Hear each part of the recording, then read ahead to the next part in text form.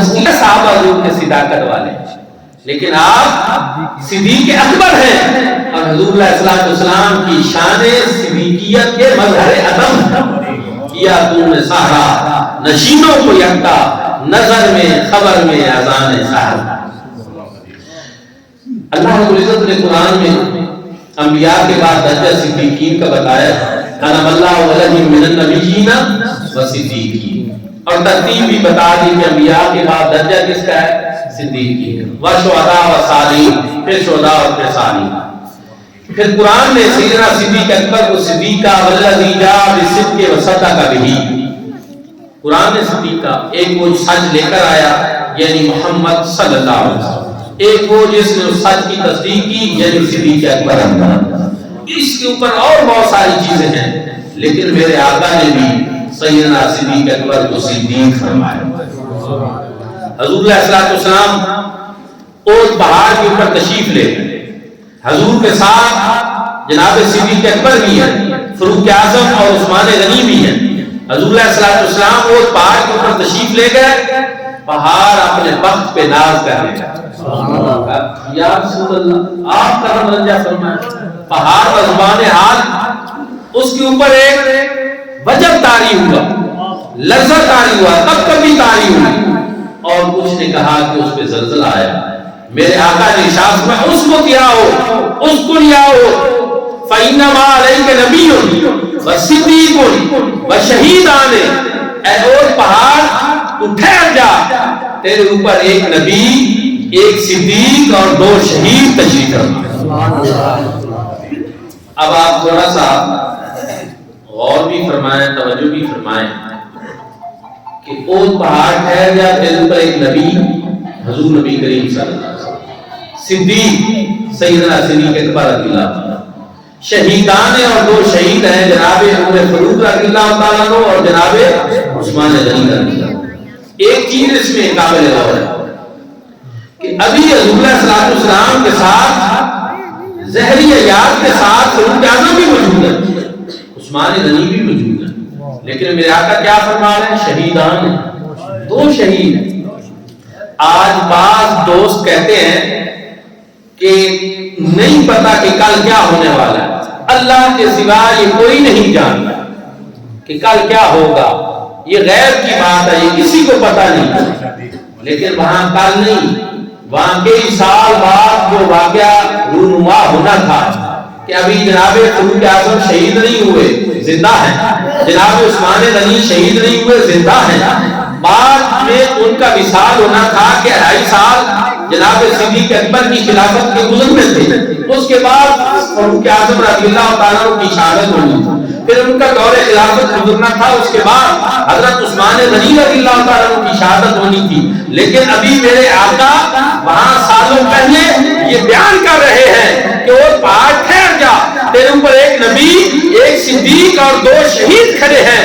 گویا میرے آقا نے یہ بتا دیا کہ نبی وہ ہوتا ہے جو بعد میں آنے والے واقعات کو بھی اپنی نظروں سے دیکھ رہا ہوتا ہے، اور نبی کے لیے کوئی چیز غیب نہیں ہوتی، اس کے لیے ماضی بھی حال ہوتا ہے اور مستقبل بھی حال ہوتا ہے۔ پتہ چلا کہ میرے آقا نے ایک ترتیب بھی بتا دی اس ارشاد میں کہ فَإِنَّمَا عَلَيْكَ نَبِيٌّ وَصِدِّيقٌ وَشَهِيدَانِ۔ قرآن نے بھی ترتیب ایک بیان کی ہے، أَنْعَمَ اللَّهُ عَلَيْهِم مِّنَ النَّبِيِّينَ وَالصِّدِّيقِينَ وَالشُّهَدَاءِ وَالصَّالِحِينَ۔ قرآن کی بھی ترتیب یہی ہے۔ میرے بھائیوں اور دوستوں، سیدنا صدیق اکبر رضی اللہ تعالیٰ عنہ کی افضلیت کے ہم اس لیے قائل ہیں کہ یہ وہ ترتیب ہے جو ترتیب قرآنی ہے، یہ وہ ترتیب ہے جو ترتیب سنت ہے، اور آپ اس پہ میں کچھ اور بھی پیش کروں گا۔ قرآن و سنت کے بے شمار دلائل ہے اس کے اوپر۔ اسی لیے اہل سنت کا یہ عقیدہ ہے کہ خلفائے راشدین میں افضلیت کی، ان میں فضیلت کی ترتیب وہی ہے جو خلافت کی ترتیب ہے، وہی ہے جو خلافت کی ترتیب ہے، اور یہ ترتیب ہماری اپنی بنائی ہوئی نہیں ہے۔ آپ قرآن میں آپ کو سنا رہا ہوں، انعم اللہ علیہم من النبیین والصدیقین والشہداء والصالحین۔ انعام یافتگان میں پہلا درجہ انبیاء کا، دوسرا صدیقین کا، اور پھر شہداء کا۔ بخاری میں بھی موجود ہے، اور یہ حدیث کوئی ایسی نہیں جو ضعیف ہو۔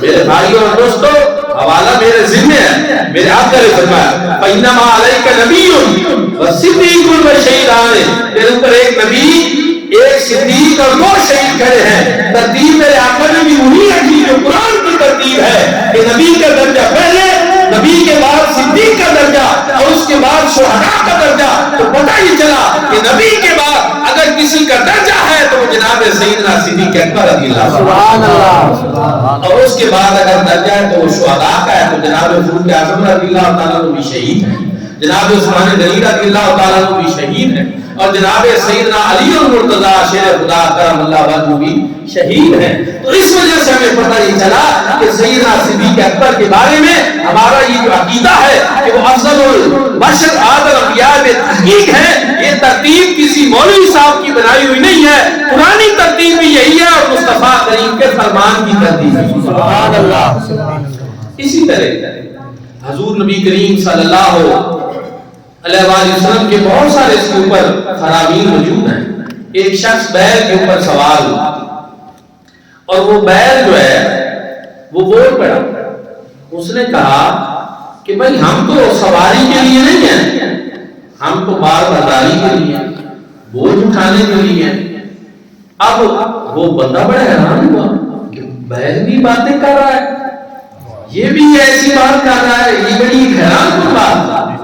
یا کر اس نے آقا علیہ السلام سے بتائی تو حضور علیہ السلام نے فرمایا کہ میں تیری اس بات کی گواہی دیتا ہوں کہ بیل نے تیرے ساتھ ایسی بات کی ہے، میں نے بھی یہ بات سنی ہے، سمیت وانا و ابو بکر و عمر، اور ابو بکر نے بھی یہ بات سنی ہے اور عمر نے بھی یہ بات سنی، وہ بھی اس کی گواہی دیں گے۔ اب نہ جناب سیدنا صدیق اکبر وہاں بیل کے وقت موجود تھے، نہ جناب فاروق اعظم موجود تھے، لیکن میرے آقا فرما رہے ہیں کہ میں بھی گواہی دیتا ہوں اور ابو بکر اور عمر بھی یہ گواہی دیں گے۔ اب یہاں پہ بھی آپ ترتیب دیکھ لیں کہ میرے آقا نے کیا فرمایا کہ میں بھی گواہی دیتا ہوں، ابو بکر و عمر، ابو بکر اور عمر بھی گواہی دیتے ہیں۔ یہاں بھی میرے آقا نے پہلے ذکر ابو بکر کا کیا اور پھر عمر کا کیا۔